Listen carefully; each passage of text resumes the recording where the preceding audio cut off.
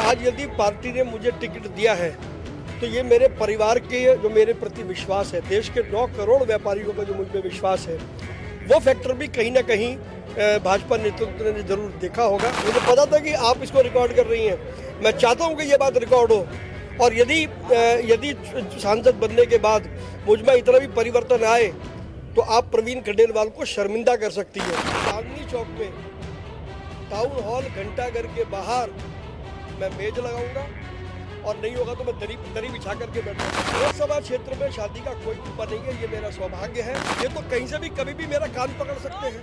नमस्कार, आप देख रहे हैं क्विक न्यूज और मैं हूं आपके साथ डिंपल भारद्वाज। इस वक्त हम मौजूद हैं चांदनी चौक क्षेत्र में, जहां पर हमारे साथ यहां के भाजपा प्रत्याशी प्रवीण खंडेलवाल मौजूद हैं। प्रवीण जी से हम बात करते हैं क्योंकि व्यापार मंडल से आते हैं और व्यापारियों ने इनके लिए ये बड़ा सामूहिक कार्यक्रम रखा है। प्रवीण जी कैट से आते हैं, व्यापारियों का बहुत भरोसा है। आपने पिछले काफी सालों की हम बात देखें, सीलिंग तक की हम बात देखें, आपने व्यापारियों की आवाज बखूबी उठाई है। जो ये आपने जनता देखी, ये सिर्फ जनता नहीं थी, आपने खुद कहा ये आपका परिवार है। परिवार का क्या इतना साथ मिलेगा, सोचा था? जितना सोचा नहीं था उससे ज्यादा मेरा परिवार मेरे साथ मजबूती से खड़ा है।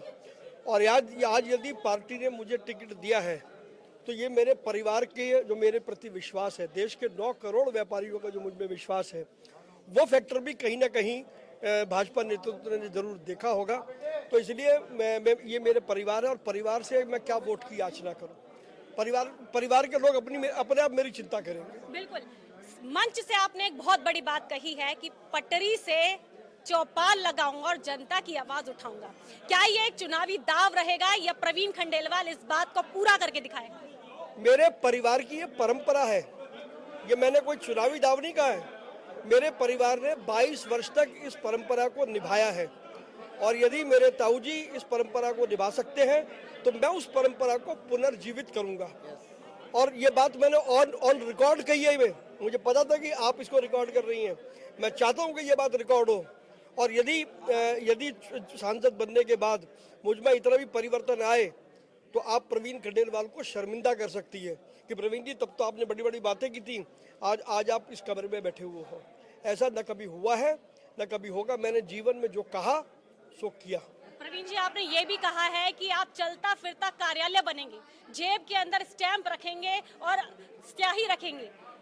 क्या लगता है जनता से जुड़ने का क्या नया तरीका प्रवीण खंडेलवाल आजा? देखिए यही तरीका, मैं यही नहीं करूंगा। मैं इसके साथ मेरे मन में कुछ और चीजें हैं, मैं वो भी करने वाला हूँ।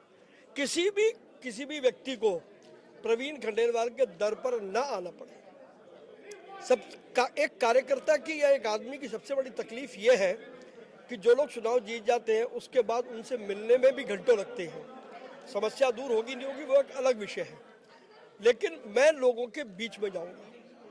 अगर चांदनी चौक की बात करें तो मैं आज आपको स्थान भी बता देता हूं।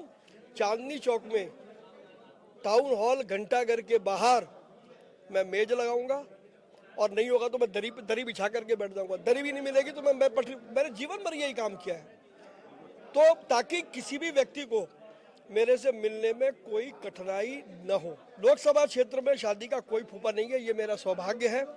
और सभी भारतीय जनता पार्टी के देवतुल्य कार्यकर्ता पूरी जान से इस बार कांग्रेस की जमानत जब्त कराने में लगे हैं। आखिरी सवाल, क्योंकि व्यापारी समाज ने, व्यापार मंडल ने आपके लिए पूरा कार्यक्रम रखा था, क्या उन्हें आश्वासन देकर जाएंगे? क्या उनके लिए क्या कर जाएंगे? मुझे अपने परिवार को आश्वासन देने की जरूरत नहीं है। मेरा 33 साल का ये इतिहास बताता है, वो अपने आप में एक गारंटी है। और ये तो मेरे परिवार के लोग हैं, ये तो कहीं से भी कभी भी मेरा कान पकड़ सकते हैं।